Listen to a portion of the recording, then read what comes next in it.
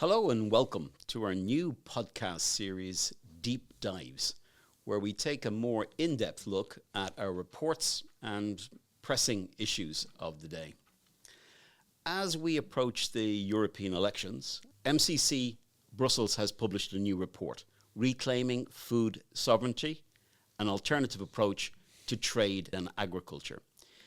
The report makes the case that the current EU trade and agricultural policies are flawed and unsustainable. The report says that the ongoing consolidation of agricultural production benefits large corporations at the expense of small farms and rural communities. To ensure Europe's long-term food security and support for European farmers, the report says the EU must return to its original focus of food sovereignty. I am joined today by Thomas Fazi, an Italian journalist and the author of the report. Thomas, could you begin by telling us why, at this particular time, you decided to produce a report about European farming? Right. Well, I guess what drove me to write the report was a creeping feeling that I've been having for some time watching the protests, especially watching the coverage of the protests, that there seems to be this idea that before this whole, relatively recent wave of green policies being pushed by the EU, farmers were doing fine in Europe. And if only we could get rid of these green policies, then all would be fine, and farmers would return to be to be happy, and no one would be protesting anymore. And actually, this is a very flawed view of things. In fact, farmers in Europe have been struggling for years, and the reason they're protesting now is because they rightly view this latest wave of policies not as something that comes out of the blue to ruin their profit-making party, but more like the straw that risks breaking the camel's back, in the sense that after years of struggling with rising core costs, over-regulation, increasing bureaucracy, unfair competition from abroad, etc., now, on top of all that, they see these these extra burdens unloaded onto them, which really risk wiping out not so much farming itself, but a certain farming model that has been quite successful for Europe over the years, but that is now increasingly threatened by this relatively recent approach to agriculture that the EU has adopted.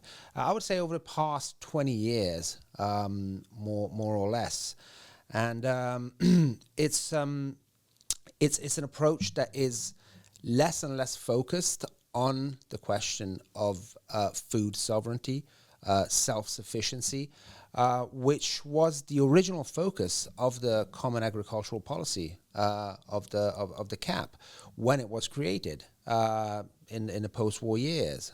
Europe had gone through a war, had experienced famine, hardship, and so there was a very heightened awareness among policymakers of the importance of making Europe self-sufficient food-wise,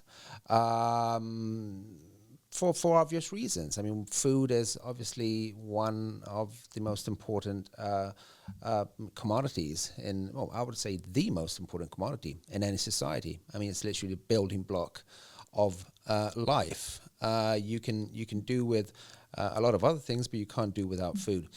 How come your report and the narrative that you're putting forward here in this report is so different than what I hear from the environmental groups and from many journalists who tell me that farmers are making more money than ever before, agriculture is booming, it's expanding, they're exporting. Right. Like, you have this idea of farmers are living high on the hog, that they really are having a fabulous time and they need to be reined in. That's what the narrative is from many of the environmental groups. You found something quite different.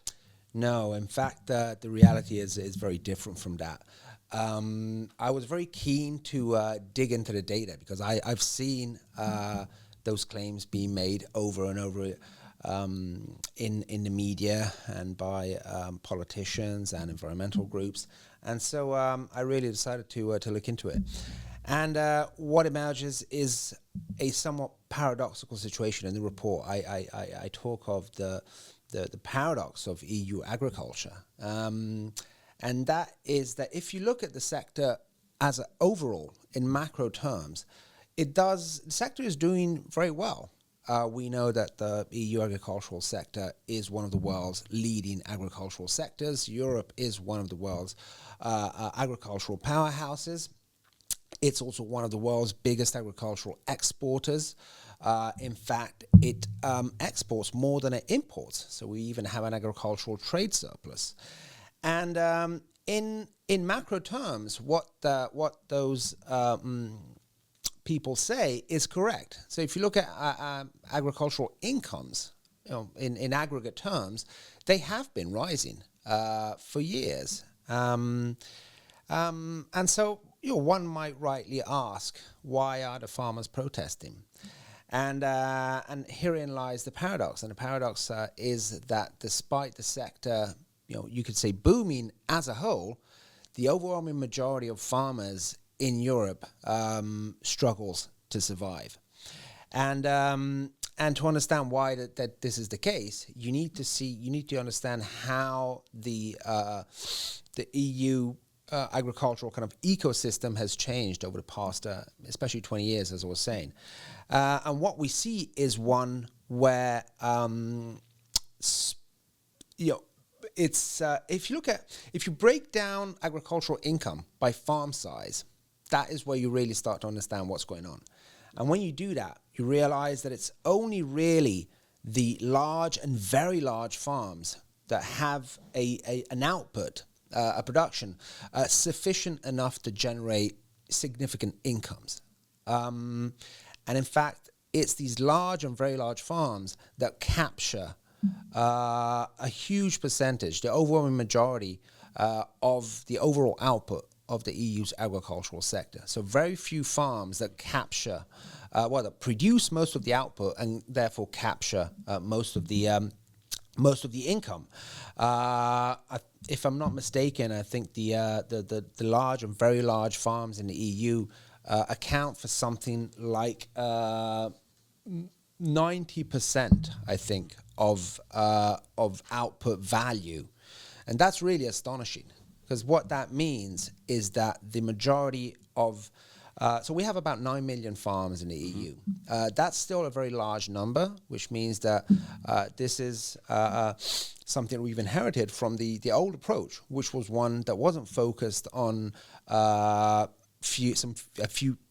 small number of mega farms that control the entire industry. It was about diversifying production and supporting small and medium-sized farmers. And we still have that to some extent. We still have a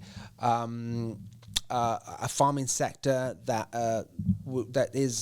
has a much bigger number of smaller farms compared to other economies like North America and other big economies, but that is changing.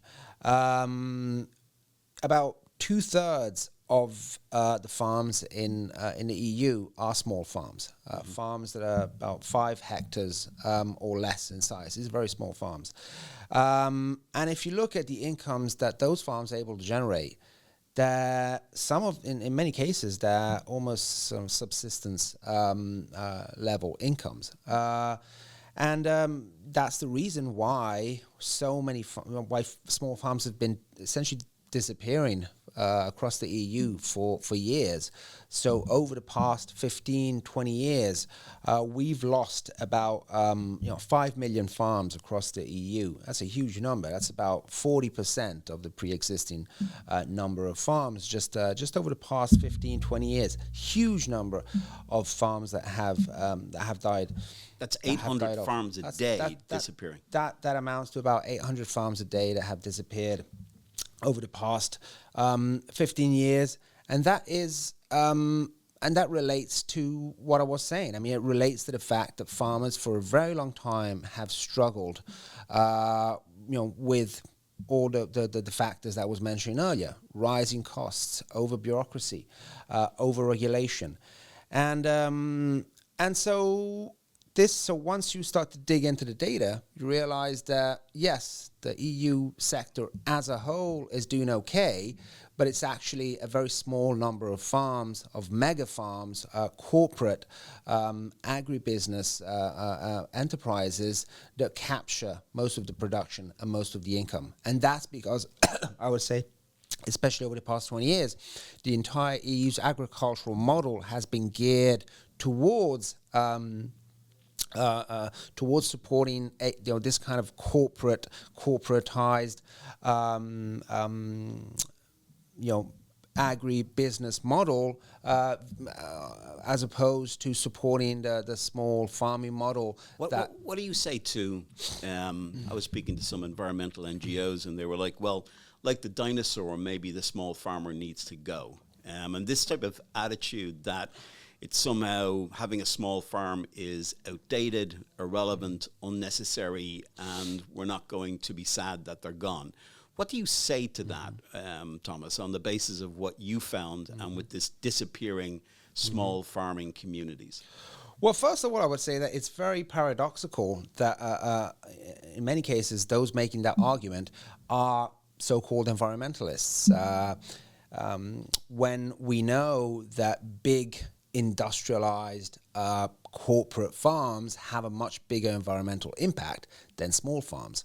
So already you can see a contradiction there when you have environmentalists who are essentially pushing. I mean, if you support the disappearance of small farms, what you're supporting is the increased concentration and increased consolidation of the EU farming sector into the hands of a smaller and smaller number of corporate mega farms, which are known to have a much bigger kind of ecological and environmental footprint than small farms.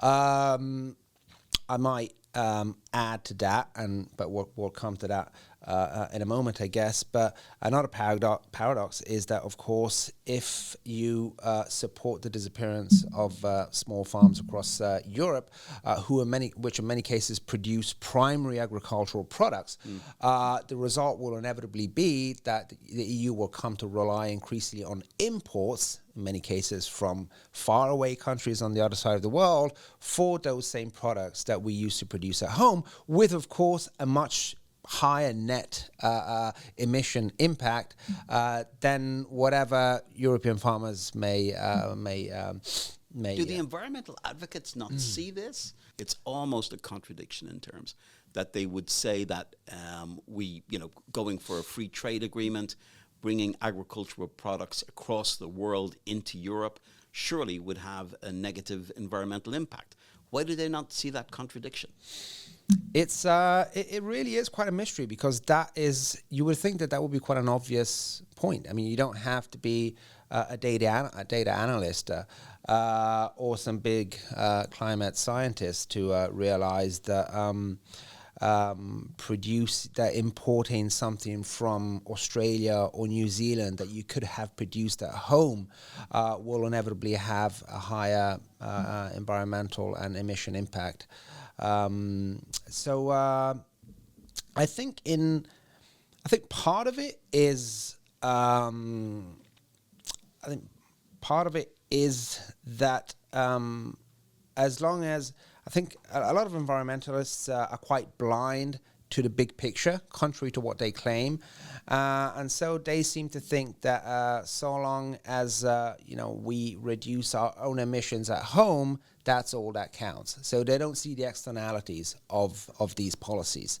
In fact, you could say that the entire EU green agenda suffers from this paradox. So if you look at the whole farm to fork strategy and the whole green agenda when it comes to agriculture, what it essentially boils down to is a strategy that aims to reduce production in Europe as a way of reducing emissions. Because at the end of the day, there aren't many really technologies out there that can allow you to significantly reduce emissions in the agricultural sector without impacting production. So what they're saying is we should lower production to lower emissions. But then, of course, that simply means, I mean, we still have to eat, you know. I mean, and in many cases, we're not talking.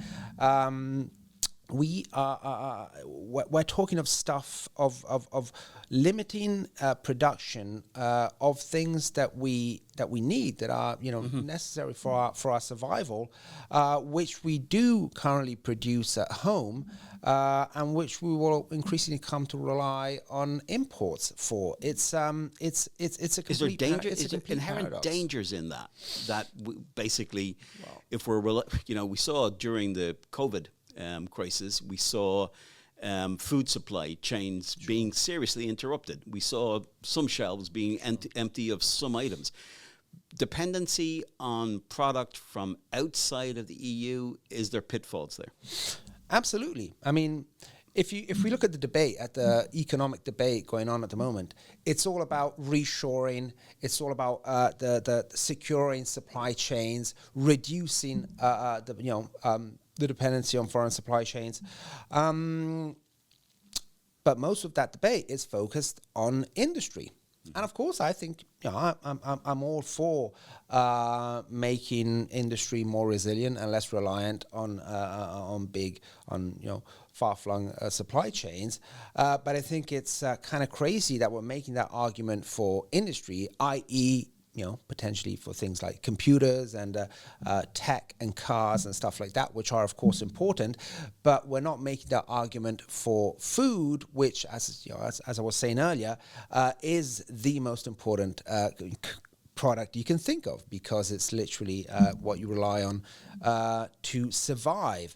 And so while we're talking of reshoring industry, even in the EU, at the same time, we see the European Union continuing to push for new free trade agreements, including for agriculture, with as far away countries as you can imagine. So now we have new free trade deals currently under negotiation with countries like India, Australia, New Zealand, Mercosur, which is a group of South American countries. Canada, we're in the process of finalizing a free trade deal with Canada. I mean, these are countries on the other side of the world. 42 free trade agreements covering 74 partner countries. That's an incredible. Free trade is almost an obsession for European bureaucrats and technocrats, and it's understandable. In many ways, it's one of the founding principles of the European Union. The idea of the gradual and ideally the elimination of trade barriers, not just within member states, within the European Union, but also between the EU and third countries. The importance of free trade is reiterated in all the founding documents of the European Union, the treaties, and even today. And the European Commission never wastes an occasion to reiterate how important free trade is.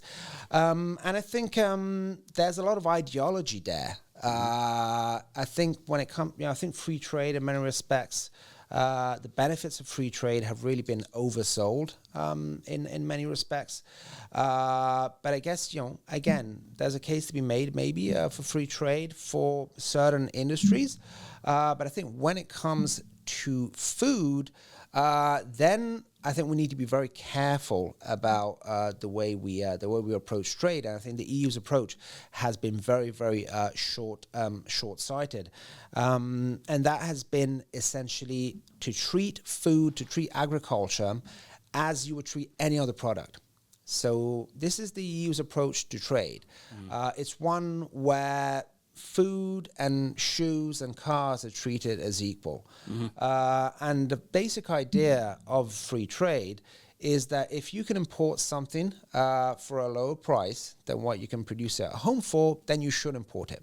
then there's a comparative advantage in importing that product rather than producing it at home, and that will create benefits for consumers, which will access stuff at lower prices. This is what you find in textbooks, but reality tends to work in a somewhat more complex manner. And I think when you look at agriculture, I think the case for free trade starts to look very shaky indeed. What we know is that as a result of the inclusion of agriculture into these free trade agreements, which is a relatively recent phenomenon, as I was saying earlier, the initial approach of the Common Agricultural Policy was something called community preference. So it was literally based on the idea that when it came to agriculture, when it came to food, what could be produced at home should be produced at home with a minimal reliance on imports, and only if necessary. That has started to change over the past 20 years, when 20, 30 years, I would say, when the ideology of neoliberalism has taken increasingly hold. We've seen the logic of free trade being progressively extended also to agriculture, and this is very much the situation we find ourselves in today. And I think when you look at the impact that has had, you see some pretty worrying trends. So overall, as a result of this decades-long approach to agriculture, today Europe is self-sufficient for most primary agricultural products. So primary agricultural products are kind of the basic things that you vegetables, fruits, stuff that you can eat right off the plant, so to speak. And that's really what you rely on to live, much more than you rely on good stuff like wine and cheese and so on. Mm-hmm. So Europe today is still self-sufficient in a number of areas. But we see declining self-sufficiency rates for a number of primary agricultural products. And in the report, I think I show quite convincingly that this is a result of a number of factors. Mm-hmm. So partly it has to do with what we were talking about earlier, this growing bias against production as a result of this green ideology, of this ideology of climatism taking hold, which sees agricultural production as bad, and which has, I think, started to impact production in Europe, and risks impacting it even more in the coming years. But then there's also the question of free trade, and to what extent this free trade regime has impacted domestic agricultural production, and I think it has. You make the case that we could be more self-sufficient, that there's various products that we're importing, agricultural products that we're importing, that we could be producing here with less environmental and obviously with greater idea about self-sufficiency. Could you tell us a bit more about that? Of course, when it comes to imports, we do import a lot of stuff that we can't produce at home, and that makes sense. So if you look at the composition of imports, of course, there's a lot of tropical fruits and nuts and coffee and tea and stuff like that, which we would have a hard time growing at home. But we also do import a lot of stuff that we do produce at home. And even though official European Commission studies on the issue are quite scarce, and I think partly because they're afraid of what they might find if they really start digging into the impacts of these agreements, of these free trade agreements. We do have, for example, one European Commission report from 2022, which says quite clearly that opening up imports to pretty much every possible product you can imagine, including many, many products that we already produce at home, is having an impact on domestic production, and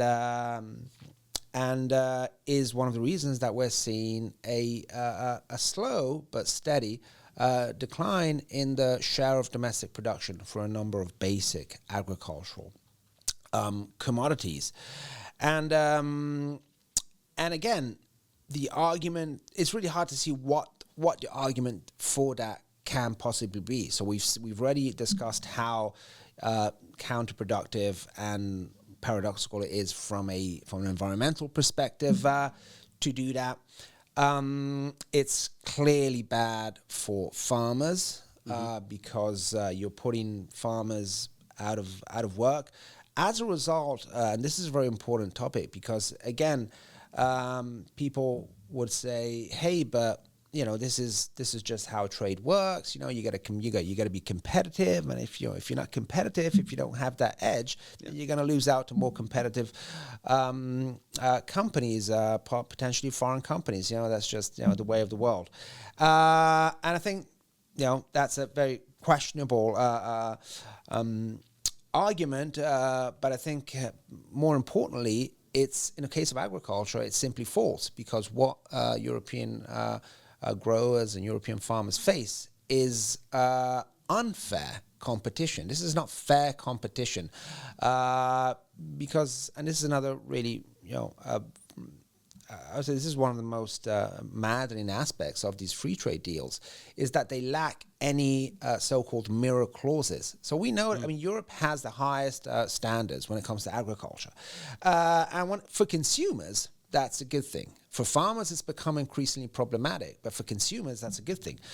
But at the same time, we've been striking these free trade deals with countries all across the world, which have much lower regulatory standards, health standards, labor standards, and telling them, look, you can export whatever you want to Europe without having to follow the same standards as European farmers do. And so how are European farmers expected to compete with products that clearly have much lower production costs, not only as a result of lower regulation standards and health standards, but also lower labor costs. I mean, for many European farmers, it's literally impossible to compete with these products. So it's bad for farmers. For this very reason, I would argue it's also bad for consumers. Because what consumers find in supermarkets quite often are products that have lower standards than what is produced in Europe, but they don't know it. All that the average consumer sees is that certain product has a lower price vis-a-vis the equivalent product made in the EU or made in their country. What they're not realizing is that the imported product is likely to have much lower standards than what is produced in Europe. But again, the packaging is not very clear about that, and so so there's also a case to be made that these free trade regimes are also bad for consumers. So when you take all these elements into account, I think there's a case to be made for saying, wait a minute, let's stop and look at what we could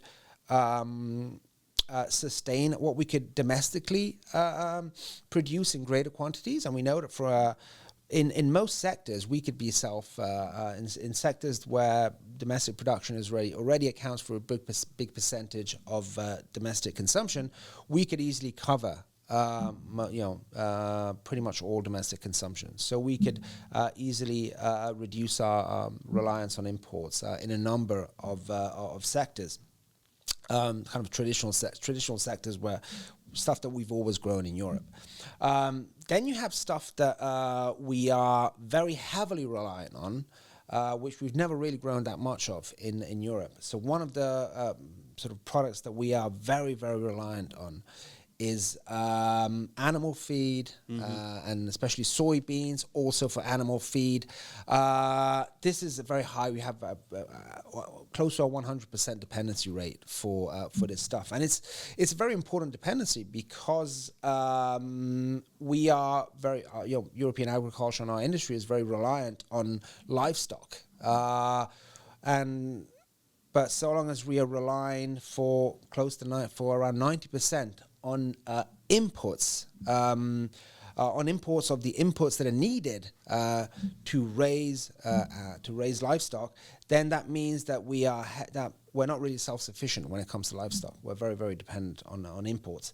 And the argument usually is, but when it comes to soybeans, we don't have the space, we don't have the climate. And in fact, as I show in the report, there have been a number of studies that show that even, for example, for various types of legumes and various types of proteins, and even soybeans, we could actually potentially become self-sufficient, or at the very least dramatically increase what we produce at home. And again, that would seem to be a pretty clear-cut case. That would be good for farmers. It would be good for consumers because we would have a much greater control over the way this stuff is grown. We would have higher standards, and it would be good for food security. It would increase our food security, which is something that I think we need to be, seriously taken into consideration given the current geopolitical context. You mentioned COVID, but we also have the ongoing Ukraine war, which has already seriously impacted food supplies, in this case especially of cereals, but that has also impacted European agriculture as well. We've had this massive increase in cereal prices, which in turn has created a very steep increase in food prices. This is all stuff that has affected European farmers and consumers alike. So given the very volatile geopolitical situation that we're facing, I think now more than ever, we should be focusing on achieving the highest degree of food sufficiency and food sovereignty as we can, which is really kind of the opposite of what the EU is doing at the moment.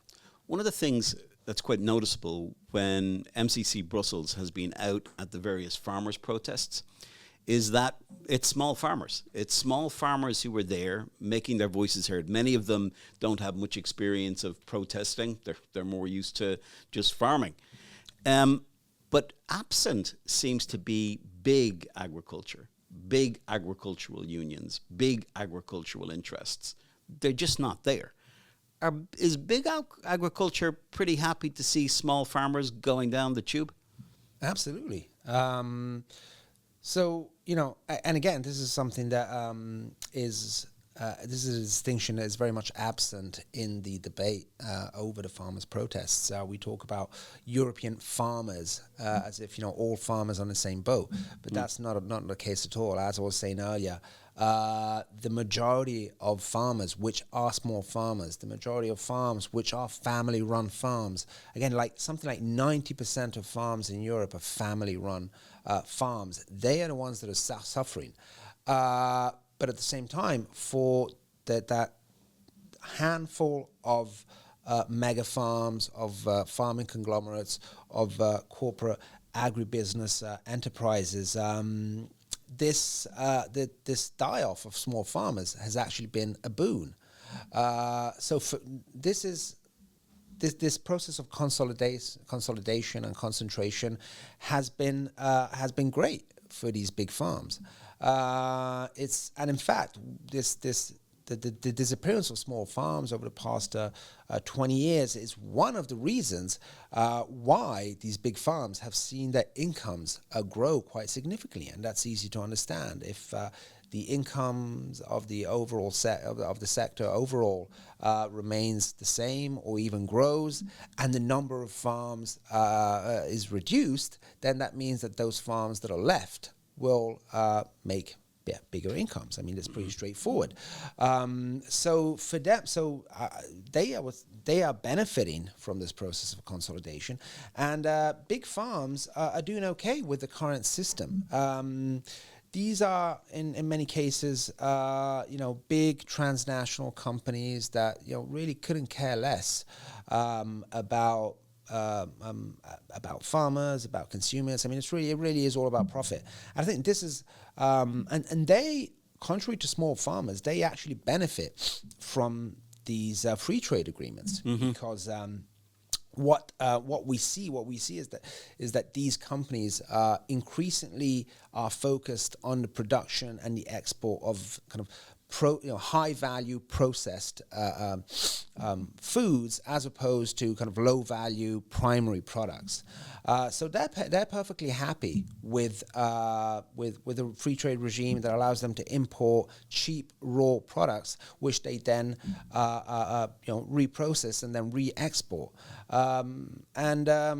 So that's a problem for those small farmers that could otherwise have produced those primary agricultural commodities, but it's not a problem for these big companies that, for example, import cocoa and export chocolate. It's not a problem for these big companies that even import grain, for example, and transform it into pasta, which they then sell abroad. And there are a number of similar examples that you can make. So I think it's not a coincidence that out in the streets you find the small farmers. You don't find the big. You don't find big agro. You don't find the big federations.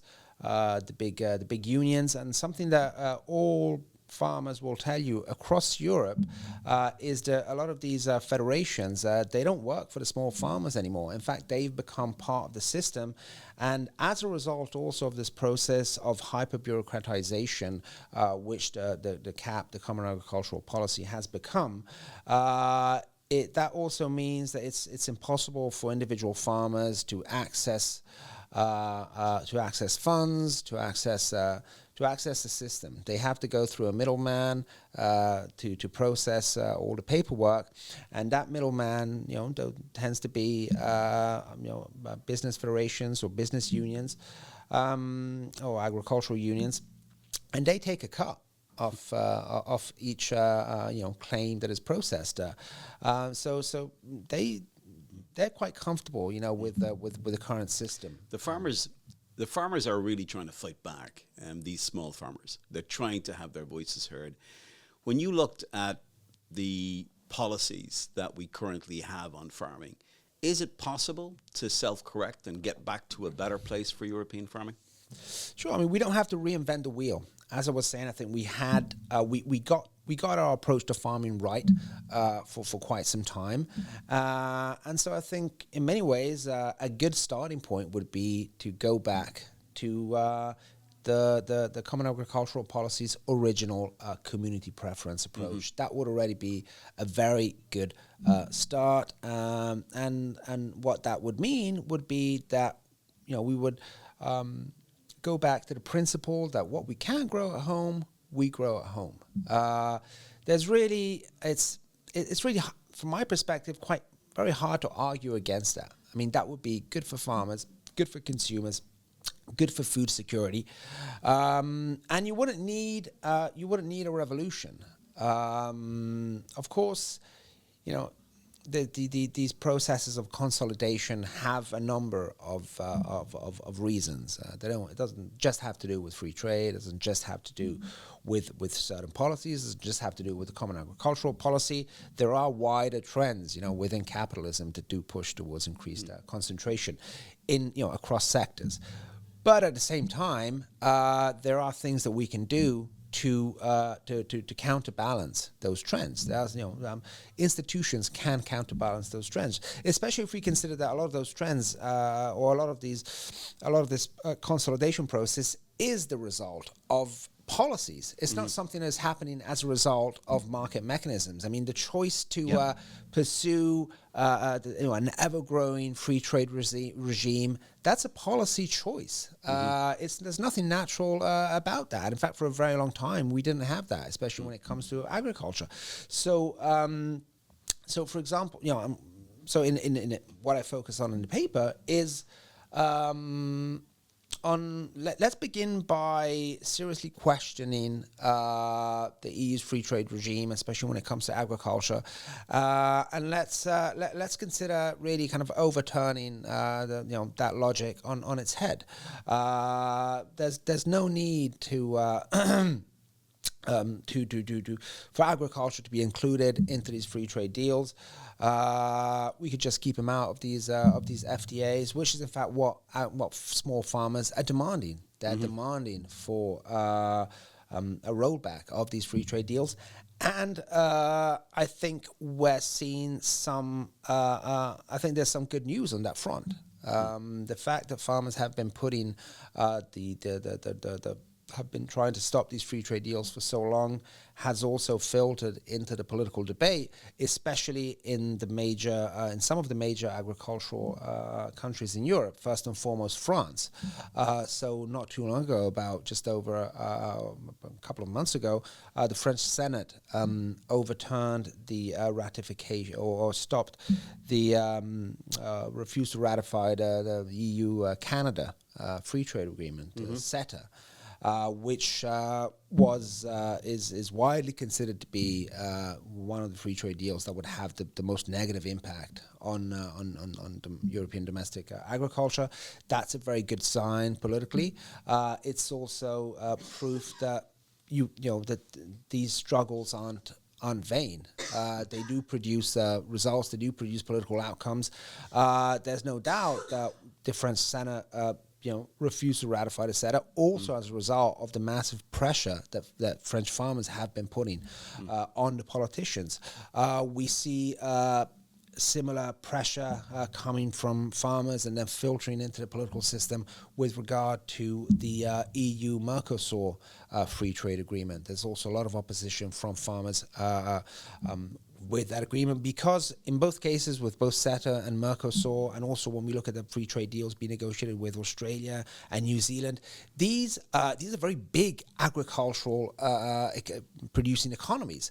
So, and there are even European studies that forecast a pretty heavy impact on domestic production from these free trade deals. So let's continue pushing in that direction. I think the farmers are. They are making an impact, as these recent decisions show, and we should continue supporting them in that direction. Thomas Fazi, thank you very much. I think that this new report does a lot to demystify the crisis that faces farming in Europe today. And I think it's very important the way you pick that apart. I think policymakers, groups concerned about consumer rights should be paying attention to this. And ordinary consumers. You can find links to both of Thomas Fazi's reports. The first is on carbon farming, the idea of paying farmers not to farm. And the second report, this new one, looking at food sovereignty. You'll find them in the notes for this podcast. Thank you very much for joining us on Deep Dives. We look forward to seeing you next time.